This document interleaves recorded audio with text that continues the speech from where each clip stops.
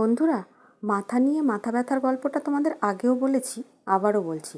মাছ শেষ হয়ে যায় কিন্তু মাথা পড়ে থাকে। তো কী করি, কখনো কখনো কাউকে দিয়ে দিই, আবার কখনো কর্তামশাই অর্ডার করলে সেই মতো করি মুড়ি ঘন্ট, এটা ওটা সেটা। তো কাল অর্ডার করলো মুগ ডাল দিয়ে মাছের মাথার মুড়ি ঘন্ট খাবে। তো আমি কি আর মায়ের মতো করতে পারি? তার অর্ডার হলো মায়ের মতো করে করা, কিন্তু আমি আমার মতো করে করেছি, সেই রেসিপিটাই তোমাদেরকে দেখাচ্ছি। তো প্রথমে আমি ডালটাকে একটা বাটির মধ্যে সেদ্ধ করে নিয়েছিলাম, মুগ ডাল। তো সেই ডালটা বাটির মধ্যে সেদ্ধ করে নিয়েছি।